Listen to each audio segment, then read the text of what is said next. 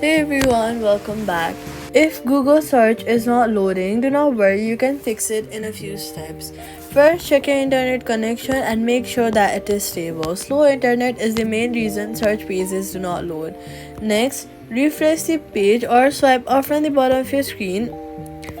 Look for the Google app, swipe it away, closing it completely. Wait for a few hours and then reopen it. Then, try searching again. Next, if it still does not load, clear your browser's cache or app data. This removes old files that block loading.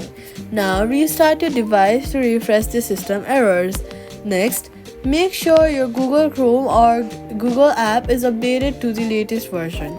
If nothing works, switch between Wi-Fi and mobile data. Next, now your Google search should load properly again. Thanks for watching and see you in the next guide.